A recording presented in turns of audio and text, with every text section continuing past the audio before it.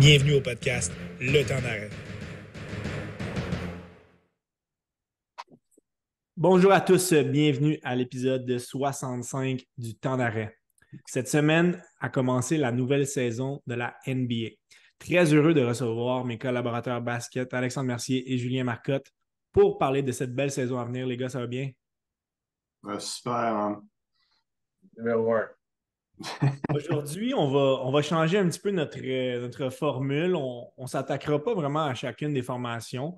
On va parler de différents sujets qui s'est passé au cours de la saison morte. Je ne sais pas si c'est parce que l'actualité basket a été plus nombreuse que d'habitude, mais on dirait que depuis la fin de la saison passée, il s'est passé tellement de choses dans la NBA, tellement de joueurs importants d'organisation.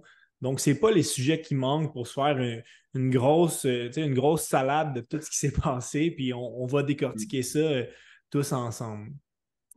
On a justement eu la chance récemment d'aller voir un match de la NBA, un match hors concours, oui, entre Oklahoma City et les Pistons de Détroit. Juste avant de se lancer dans les sujets, comment avez-vous trouvé l'expérience, les gars, d'aller voir un match de basket, mais pas n'importe où, à Montréal, et avec une saveur locale? On parlera un petit peu plus des joueurs québécois plus tard, mais juste l'ambiance, comment avez-vous trouvé ça de votre côté? Moi, j'ai adoré l'ambiance, surtout.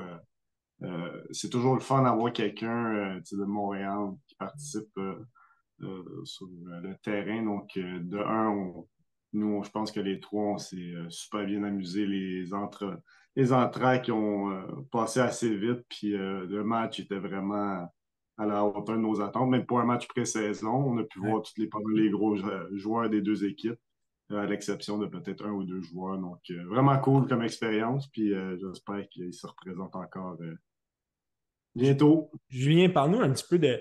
Mettons, c'est pas beaucoup de gens qui sont allés voir un match de basket de la NBA. C'est quoi la différence entre, selon toi, entre ce qu'on peut avoir comme ambiance par rapport à un match de hockey de la LNH?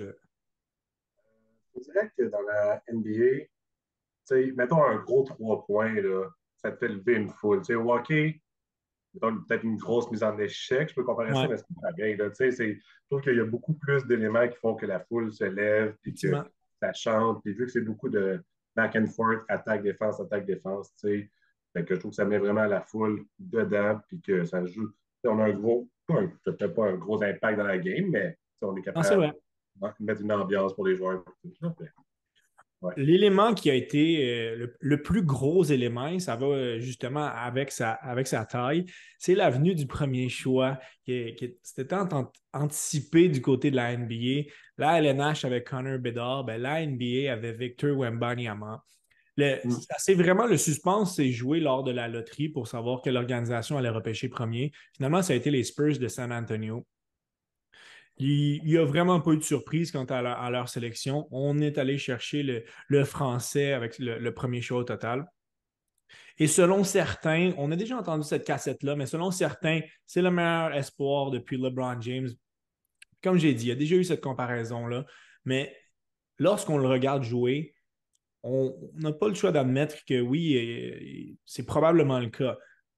Premièrement, à cause de sa grandeur, hein, il mesure 7 pieds 4, il a une portée de 7 pieds 9, mais c'est tout l'ensemble de son jeu, puis je vais vous laisser un petit peu décortiquer ce que vous pensez de lui. C'est tout l'ensemble de son jeu qui fait que c'est un joueur vraiment spécial parce que pour sa grandeur, c'est très, très rare un joueur qui est fluide comme ça. Julien, de ton côté, qu'est-ce qui fait, selon toi, de Wembanyama un joueur qui est si spécial? Comme tu as dit, c'est sa fluidité mélangée avec sa grandeur. On n'a jamais vu ça, un joueur aussi grand et aussi fluide en même temps. Tu sais, mettons, je pense à un Rudy Gobert qui, genre, il est grand, mais il a des mains, genre, c'est 2 briques de ciment. Là. Il est pourri pour finir autour du panier puis dribbler. Mm. Ça me fait, tu sais, genre, c'est vraiment ça qui le différencie. Parce qu'il est grand, il est habile. Tu sais, un gars de 7 pieds 4 qui fait des fadeaways et des 3 points, là, tu vois pas ça souvent. Là. C'est Donc, rare, oui. Ouais. ouais, ouais, c'est très rare. Donc, je pense que c'est vraiment ça qui fait qu'il y a tout le package pour réussir. Puis aussi, défensivement, c'est une piste avec des blocs sans arrêt. Là. Alexandre, de ton côté? Pour vrai, tout ce que Joe a dit, c'est vrai. J'ai pu le regarder un petit peu aussi hier pendant la game des Mavs. Euh, Toutes les facettes de son jeu étaient écœurantes. Je pense qu'il manque un petit peu de peaufinement au niveau des. Surtout, il était en foul trouble un petit peu tôt, donc ils ont pu le retirer un petit peu plus tôt que prévu. Mais défensivement, à l'attaque, il fait tout. Eurostep à 6 pieds, 7 pieds, plus, c'est incroyable de voir ça. Donc, d'ici quelques années, ça va être sûrement la nouvelle face de la NBA. Ouais, C'est vraiment sûr. il y a quoi, 19 ans? Oui, C'est c'est ça. ça. Il Exactement. a tous les outils, mais il n'a pas encore figure out comment tous les utiliser, mais ils ont Ouais. là. Je pense Exactement. en plus à une belle place à Spurs, San Antonio. Il a vraiment tombé dans une belle organisation. Et Ça va être cool.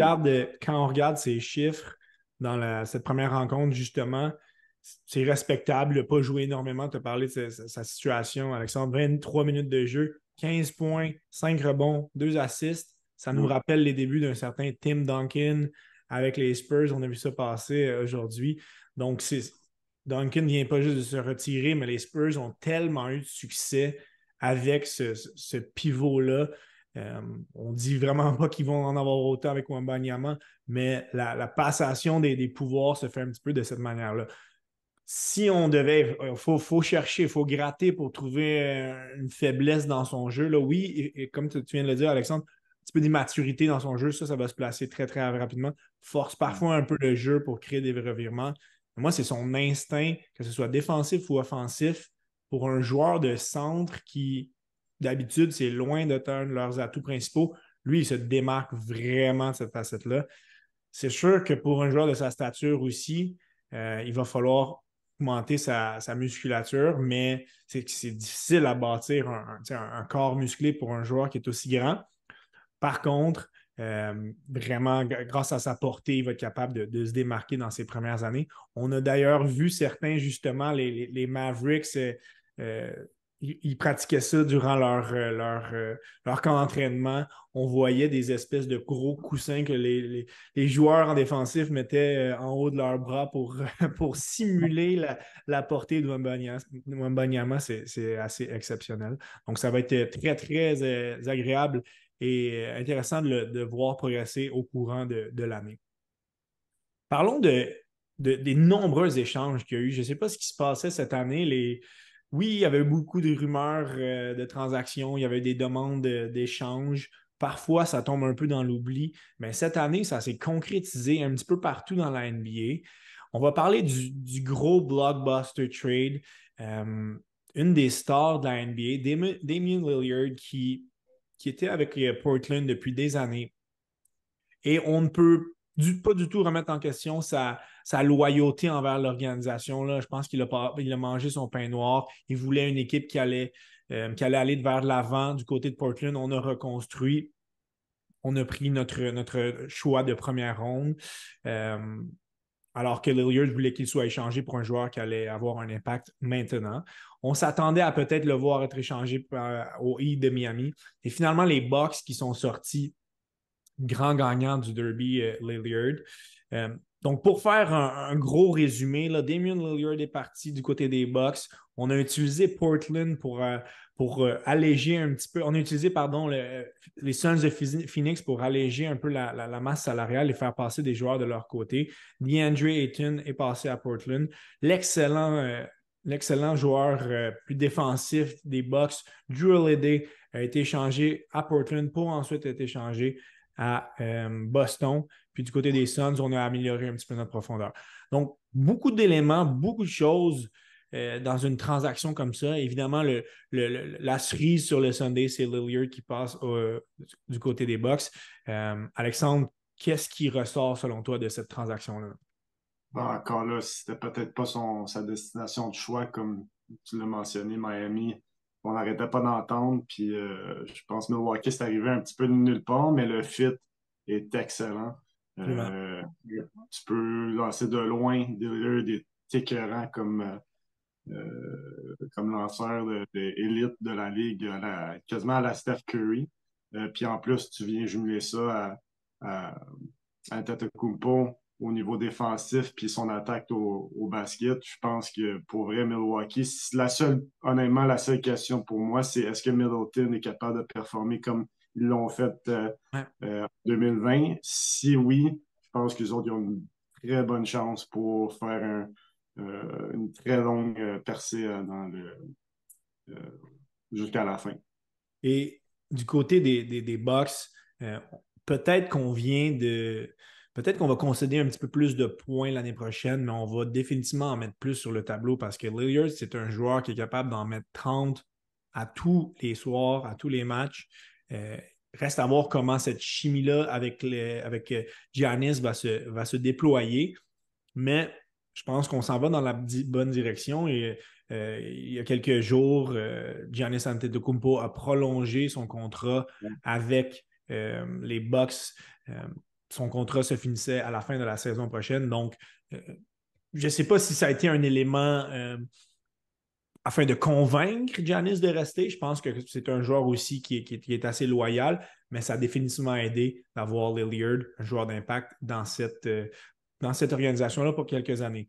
Julien, de ton côté, mis à part un petit peu ce qu'on retrouve du côté des Bucks, quand même plusieurs autres formations impliquées, Portland, Phoenix, Boston, on en parlera un petit peu plus tard avec une autre transaction, mais ces autres éléments-là. Phoenix, c'est pas un championnat de profondeur. C'est vraiment ça qui leur manquait dans leur alignement, là, avec Nurkic, Grayson Allen, et des joueurs de même, mais c'est ça, c'est pas dans de la grosse profondeur non plus. Là. Ils ont perdu Ayton qui est allé à Portland. Je pense une bonne acquisition pour Portland. Ayton, là, il cherchait à Phoenix, puis ça allait pas, là, avec le... Je sais pas si ça allait pas dans le vestiaire. Là. Je pense qu'il n'était pas tant aimé que ça par les autres joueurs. Là. Il n'a pas l'air de se sacrifier tant que ça pour la victoire. Là. Donc, je pense que pour lui, commencer à Portland, ça va être bien. Puis je pense que pour eux aussi, partir autour de Ayton, Scoot. On est allé chercher quelques choix de première ronde du côté de Portland dans ces échanges de Lillard et de Holiday. Donc, ça va aider pour cette reconstruction-là. Plusieurs bons jeunes joueurs à venir. On a parlé un petit peu de Drew Holiday qui a pris le chemin de Boston. Il y a une autre transaction quand même d'envergure qui s'est produite du côté des Celtics. On est allé chercher Kristaps Porzingis, très grands alliés. Et c'est Marcus Smart qui a pris le chemin des Grizzlies. Donc, avec Holiday, qui est un spécialiste de la défensive, quand même capable de fournir à l'attaque, Porzingis, Derek White, qui est maintenant sans cheveux, un tout autre homme, Jaylen Brown, Jason Tatum. On a un des bons starting five de la NBA. Parlez-moi des Celtics qui, Alexandre t'a dit que les Bucks étaient des prétendants pour le championnat. Ben, c'est la même chose des Celtics. Parlons de cette équipe un petit peu, Alexandre, pour commencer. Une autre grosse équipe. Porzingis hier a été fantastique. Attaqué de la 3.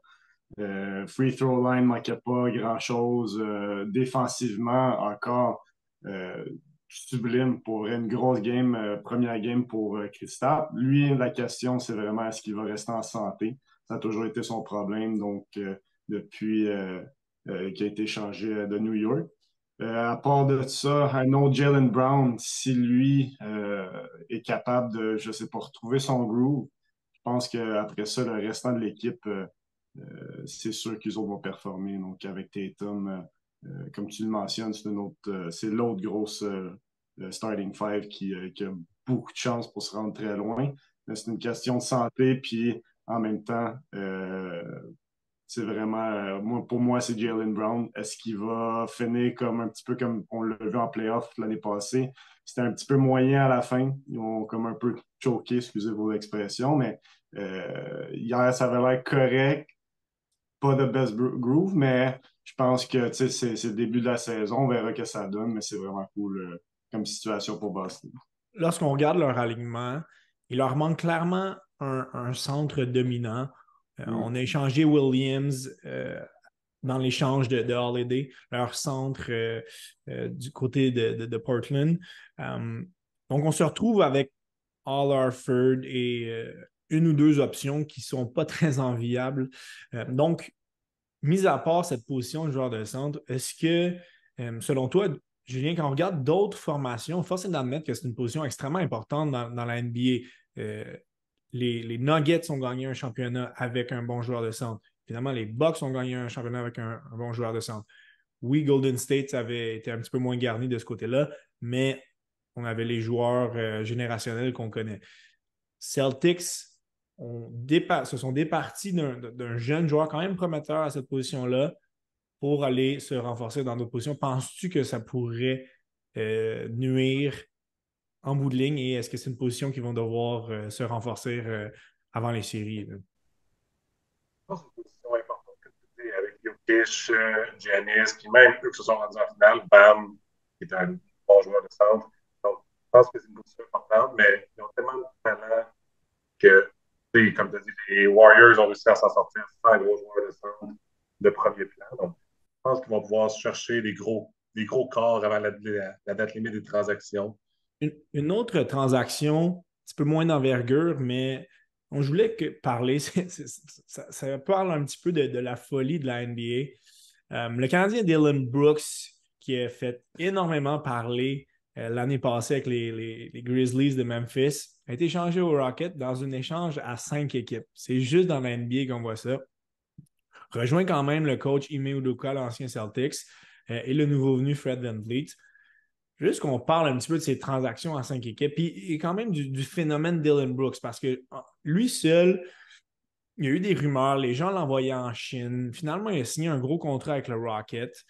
Est-ce que et on l'a vu durant le championnat du monde de basket cet été, c'est un joueur qui est extrêmement utile à une équipe. Est-ce que selon vous, c'est un joueur qui est un petit peu sous-estimé, puis les gens le mésestiment un peu à cause de son caractère?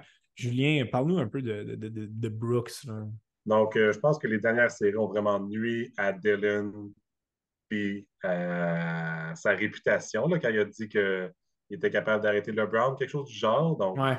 s'enfler la tête de même puis se faire planter après, je pense qu'il a été la risée de la Ligue pendant un bout, puis ça l'a vraiment nuit à sa réputation.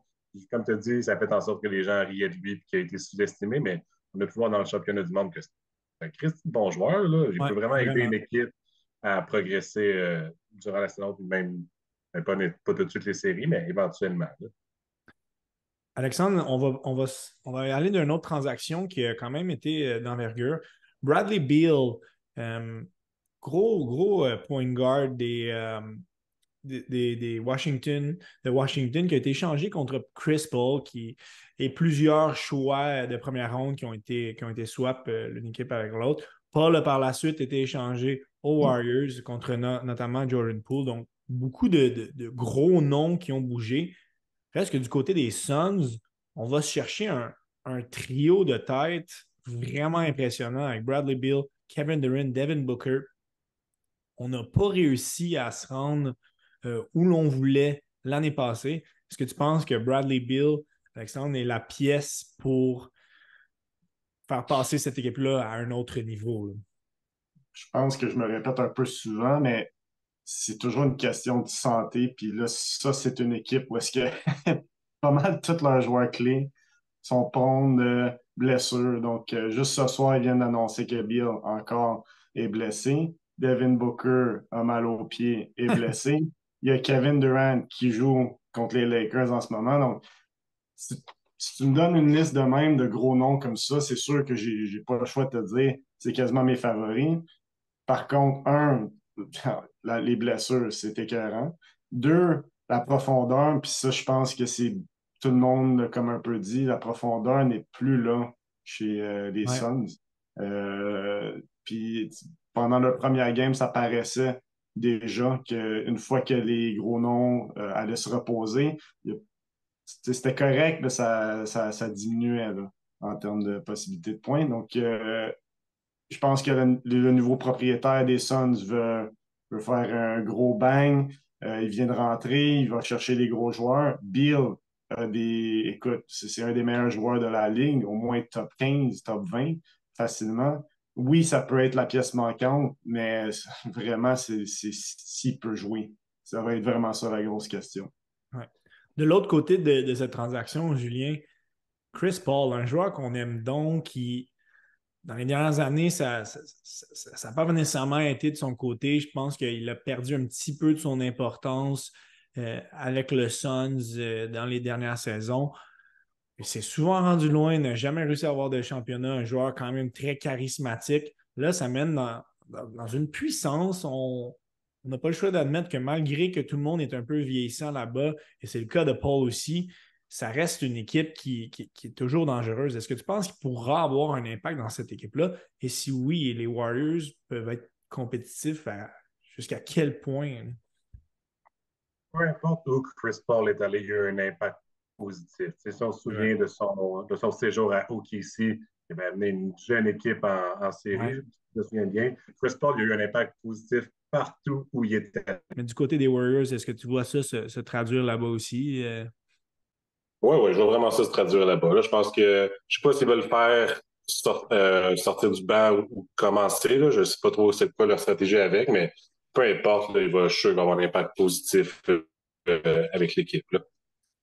Parlons on a parlé des grosses transactions qui se sont produites. Parlons d'une transaction qui ne s'est pas produite au grand détriment de James Harden qui a voulu quitter les 76ers cet été. Il a entendu son nom dans certaines rumeurs de transactions. Là, monsieur n'était pas content. A voulu quitter par voie d'échange. Ça ne s'est pas produit. Là, apparemment, il y a certaines informations qui circulent comme quoi il voulait réintégrer les activités d'équipe après avoir été de son côté depuis le camp d'entraînement. Et il s'est fait barrer l'accès disons, à l'environnement de l'équipe. Situation très particulière parce qu'on ne parle pas de n'importe qui ici. On parle de James Harden. Les Sixers ont fondé beaucoup d'espoir en faisant son acquisition. Depuis qu'il est arrivé, force est d'admettre que ça n'a jamais réellement fonctionné. C'est une saga pas possible qui se passe à Philadelphie. Nick Nurse arrive au beau milieu d'un cirque qui semble aller nulle part. Hein? Le fameux trust the process des Sixers reste que c'est une série de mauvaises décisions. Parlez-nous un petit peu de toutes les informations qui circulent autour de ça, puis juste du personnage aussi. Là, on n'est pas trop surpris, mais c'est une couche de plus. Julien, pour commencer. Ah, pardonnez-moi mon langage, mais c'est un shit show tout ça, là. C'est l'enfer, là. Ah ouais, Harden qui a pitché Murray en dessous du boss en le traitant de menteur, tout ça. Mais Harden qui a décidé dans son contrat de prendre son player option plutôt que juste devenir joueur autonome et aller où il voulait. Donc, j'ai l'impression qu'il voulait avoir l'argent et l'équipe que voulaient les Clippers. Effectivement. Mais tu peux pas tout avoir non plus. Là. Genre, il a joué avec le feu puis il est en train de se brûler. Puis il a fait hey, vous savez quoi, je vais brûler toutes les Sixers avec moi à la place. Donc, c'est catastrophique tout ce qui se passe. Là, parce qu'ils vont jamais avoir un joueur aussi bon que Harden en retour, mais ils peuvent pas garder Harden. Fait, tu fais quoi rendu là? C'est évident. Alexandre, de ton côté, ton opinion sur la situation? C'est pas mal comme Julien, ça n'a pas de bon sens. Je pense pas qu'il y a une ligue professionnelle comme le basketball où est-ce que les joueurs en tout cas, ils demandent ou font des actions pour sabotager les équipes juste pour des demandes de trade ou quoi que ce soit. C'est hallucinant. Donc, c'est une autre situation de he said, she said. Puis là, on croit-tu Murray, on croit-tu Harden, mais là, en ce moment, on peut juste voir que on, on se ramasse avec une équipe qu'on espère peuvent performer parce qu'ils ont des bons joueurs, une super belle équipe pour ça. Mais c'est tout ce qu'on parle des 76ers, c'est Harden. Je vais juste rajouter. Ouais, vas-y. Est-ce que vous vous souvenez du fat suit quand il était à Houston? Il peut vraiment tout gâcher de faire hey, moi, je m'en fous, peu importe ce qui arrive. Là. Donc, je ne sais pas si on va avoir une situation qui ressemble à ça. Ça va très mal partout où il va. Parlons de la grande quantité de Canadiens de qualité dans la Ligue. C'est un record pour les ouvertures, pour une ouverture de saison. C'est 26 Canadiens qui ont taillé leur poste dans un alignement de la NBA, dont 5 Québécois. Commençons avec ces Québécois-là. On retrouve Lugunsdor qu'on a vu jouer justement avec Oklahoma City, Chris Boucher avec les Raptors, Cam Birch avec les Spurs, Bénédicte Mathurin, notre Montréalais, avec les Pacers d'Indiana. Et le jeune Olivier Maxence Prosper, 21 ans, avec les Mavericks, il a été repêché cette année au dernier repêchage. C'est un power forward, ancien de l'Université Marquette, ultra fiable défensivement. N'a pas joué lors du premier match des Mavericks, mais ça devrait venir dans son cas. Donc, 5 Québécois, je ne sais pas pour vous les gars, mais je trouve que le basket au Québec, même au Canada, ça va dans une merveilleuse direction. Parlez-nous un petit peu, pour commencer, des principaux joueurs québécois. Là. C'est sûr, Boucher, Birch, un petit peu plus des joueurs secondaires. Maxence Prosper, ça va savoir. Mais Bénédicte Mathurin et Lou Gunsdorf ont des potentiels pour être des super vedettes dans cette ligue. Julien, pour commencer. Ben Mathurin va être un All-Star éventuellement dans sa carrière. C'est tellement un bon joueur. Puis dans une bonne équipe, les Pacers, là, c'est une équipe qui est en pleine ascension là, avec Haliburton. Là, pour vrai, il va être un excellent joueur. Puis même à son repêchage, je pense qu'il a dit qu'il allait être meilleur que LeBron James, quelque chose du genre. Fait il manque pas de confiance non plus. Puis Lugans, on l'a vu à Montréal, il a donné tout un show offensivement, mais c'est surtout son jeu défensif qui fait qu'il se démarque des autres joueurs. Donc, vraiment, le basketball au Québec est en pleine effervescence. Donc, c'est vraiment super. Alexandre. Oui, vraiment, c'est cool de voir des gars d'ici performer sur le front stage. Donc, j'imagine que pour les plus jeunes, ça fait en sorte que on idolise ça. Donc, il y a une croissance exponentielle à Montréal pour ça. Puis tout partout au Canada. Donc, peut-être à un moment donné, on peut rêver pour une autre équipe à un moment donné. Donc, pour en ajouter plus, mettre plus d'emphase sur le basketball, c'est un beau sport qu'on peut pratiquer ici à l'année longue. Donc, c'est cool de voir. Ça rajoute un sentiment d'appartenance aussi, là, justement, une équipe comme Oklahoma City qui vient jouer à Montréal, Lou Gunsdorf qui parle à la foule en français, plusieurs partisans qui avaient des chandails de lui. Donc, ça crée une proximité qui n'existerait pas s'il n'y avait pas ces joueurs québécois-là. Donc, ça c'est vraiment un plus-value, non seulement pour la NBA, parce que c'est un marché qui est pratiquement inexistant, que la NBA au Québec, c'est un marché qui est à prendre. Donc, le basket est en effervescence, comme tu l'as dit, Alexandre. Donc, la NBA devrait vraiment... on a vu les Raptors à plusieurs occasions, mais la NBA doit mettre du marketing pour ce qui se passe au Québec et c'est en train de fonctionner. Parlons des autres Canadiens à travers la Ligue. Il y a des joueurs, pas de qualité, il y a des joueurs élites qui se retrouvent dans certaines organisations. On pense à un Jamal Murray qui vient de gagner un championnat avec les Nuggets. Shai Gilgeous-Alexander qui a été hallucinant dans la Coupe du Monde, potentiel MVP pour cette année, on n'a pas le choix de le dire.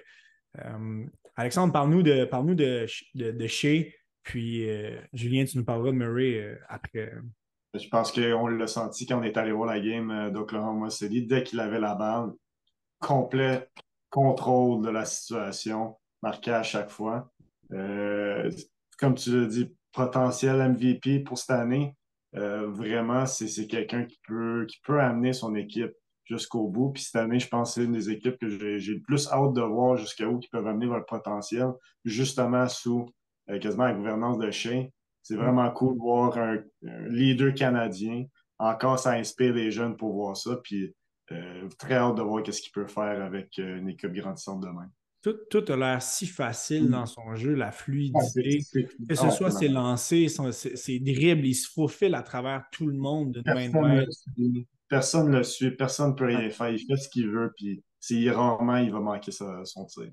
Et comme ton Luka a dit, c'est un des meilleurs joueurs au monde et il ne faut vraiment pas en douter. Julien, Jamal Murray, on va faire même en même temps une petite transition avec les champions en titre, les Nuggets de Denver. Jamal Murray, qui est revenu d'une grosse blessure quand même. Oui, c'est un Canadien qui est en vue depuis des années, mais il a eu toute une saison avec Denver, surtout les séries. Si Jamal Murray n'est pas là, oui, il y a Nikola Jokic, mais si Murray n'est pas là, je pense qu'on peut dire que les Nuggets ne gagnent pas le championnat. Donc, parle-nous un peu de ce Canadien-là. suis tout à fait d'accord. Jamal Murray, en saison, il va peut-être pas être le All-Star First NBA Team, mais en playoff, wow, qu'il est clutch, le gars, là. Il prend vraiment un step au-dessus des autres rendus en série quand l'enjeu est important. Quand Jokic, mettons, il y a une soirée plus tranquille, il sait qu'il peut donner la balle à Murray, puis Murray va être capable de faire de quoi avec ça. Pour vrai, c'est tellement un bon joueur qui va peut-être pas ressortir en saison, mais durant les séries, là, il se présente à chaque game, puis il peut te sortir des games de 30 points facile, là. Puis comme je dis, il se complète tellement bien avec Jokic, là, c'est un duo presque impossible à arrêter. Parlons justement de ces champions-là. C'est une équipe qui est pratiquement inchangée. On a subi le départ de Bruce Brown, Jeff Green. Oui, des bons joueurs, mais pas la pièce maîtresse de cette organisation-là. Parlons un petit peu de cette équipe de Nikola Jokic, ce personnage qui avait l'air complètement désintéressé à gagner un championnat de la NBA. Je n'ai jamais vu ça. Il avait hâte de retourner en Serbie pour aller encourager ses chevaux. Pour lui, c'est un travail, mais ça rajoute un petit peu au glow qui est autour de Nikola Jokic. Parlons un petit peu de lui, mais aussi des Nuggets, si selon vous, ils ont une chance de répéter leur exploit de l'année passée. Alexandre, pour commencer. Comme tu l'as mentionné, oui, ils ont perdu 2 morceaux, puis qui ont joué de très bonnes minutes pendant les playoffs, ont été vraiment solides. Je pense qu'on peut dire qu'ils ont gagné des games pendant les séries. Par contre, le core est encore là avec Nikola Jokic, Jamal Murray, Aaron Gordon. Bref, avec ces trois-là, on peut jamais exclure Jokic. On sait jamais qu'est-ce qu'il va faire. Le gars a une vision hallucinante du jeu. Voit à peu près, il pense toujours 2 étapes en avant de tout le monde. Est capable on a vu des tirs de 3 points hallucinants qui rentraient par-dessus Anthony Davis sur un pied, débalancé. Vraiment, c'est cool de voir ce genre d'équipe-là gagner. Ça fait différent aussi qu'un small market team qui gagne le championnat. Puis très hâte une autre équipe qu'on va regarder, puis des très bonnes chances de faire un 2P. Julien, selon toi, est-ce que ce sont des candidats légitimes au prochain championnat de l'NBA? 100%. Il y a certaines personnes qui rabaissaient un peu leur parcours des séries en disant qu'ils n'avaient pas affronté des grandes équipes ou peu importe, mais peu importe qui aurait affronté Jokic, puis Murray, KCP, Michael Porter Jr., Porter Jr. avait tellement mal tiré en plus en finale. Ils ont réussi à gagner pareil, gagner plus d'expérience. Ils ont le même corps, même coach. Ils sont encore en mission parce qu'il y a encore la mentalité de underdog, parce que les médias américains, ils ne vendent pas Denver, là, ils veulent vendre les Lakers et tout ça, le Heat. Denver, c'est pas attirant. Puis comme tu as dit un peu tantôt, Jokic, il a un humour tellement spécial que je pense pas que c'est tant vendeur. Non, mais moi, ça me fait tellement rire, puis j'aime tellement le personnage, puis le joueur aussi. Donc, moi, je suis convaincu pour les prendre en considération. Là, sinon, quel manque de respect de ne pas prendre les champions en titre comme potentiel champion encore. Ils ont parti ça d'une bonne manière, justement, cette année. On termine cet épisode en parlant de la saveur locale, là, les Raptors de Toronto qui ont un nouvel entraîneur. Ça a été quand même le fait marquant de leur entre-saison. On parle ici de Darko Rajakovic, qui est un Serbe. Il a longtemps été assistant-entraîneur dans plusieurs organisations de la NBA, dont Oklahoma City, Phoenix, Memphis. Il a quand même eu du succès partout où il a passé. Donc, c'est encourageant pour les partisans des Raptors. Ça semble, c'est sûr, la lune de miel est extrêmement jeune en termes de temps, mais ça semble un entraîneur apprécié. Là, on l'a vu dans le vestiaire des Raptors après sa première victoire. Les joueurs semblaient vraiment célébrer avec lui. Donc c'est un pas dans la bonne direction, mais il y a quand même quelques interrogations du côté des Raptors. Alexandre, parle-nous un petit peu de l'alignement qu'on retrouve à Toronto cette année. Je n'haïs pas ça, honnêtement, surtout après qu'on avait vu Dennis Schroeder performer dans ce stade. Écoute, il a été le joueur de la série, selon moi. Belle introduction à sa première game avec 22 points. OG Anunoby, je peux peut-être dire le meilleur joueur défensif de la Ligue ou un des meilleurs joueurs défensifs. Vraiment une clé pour cette équipe-là. Puis on a de l'énergie avec Scotty Barnes. On a ajouté Porto à la fin de l'année passée. Avec un nouveau coaching staff, je pense que honnêtement, comparé à l'année passée, j'ai beaucoup plus confiance en ce moment. Je trouve qu'ils ont fait des bons moves avec le peu de ressources, même si on critiquait qu'il aurait pu bouger à Anunoby pour quelque chose, l'avoir échangé au courant de la saison dernière. Mais par contre, en ce moment, si ça continue demain, c'est sûr que ça fait juste une game qu'on a vue, mais la première game qu'on a vue, c'était quand même très bien. Là. Mais Donc, j'ai hâte de justement, voir ce qu'ils vont faire. justement, oui, on en avait beaucoup entendu parler, mais on parle du côté des Raptors qu'on veut être compétitif d'ici quelques années, des contenders au championnat d'ici quelques années. OG Anunoby, tu viens de le dire, un des meilleurs, sinon le meilleur joueur défensif de la Ligue, on veut l'échanger et il a juste 26 ans. Ouais. Il fait partie de ce noyau-là. Avec d'autres joueurs que Julien, tu me parleras notamment de Scotty Barnes. Mais selon moi, je pense que ça passe par lui aussi. Là.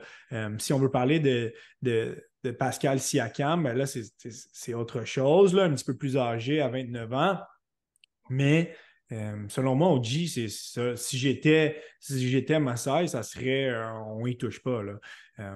Julien, parle-nous un petit peu du restant de cet alignement-là, surtout de Scotty Barnes et de qui pourrait être un candidat potentiel pour remplacer Fred VanVleet, qui a quitté un très, très gros contrat du côté de Houston. Je pense que Toronto ont bien fait de ne pas accoter ça. Il a eu des jours fabuleux avec les Raptors, les menant au championnat, mais je pense que ses meilleures années sont derrière lui.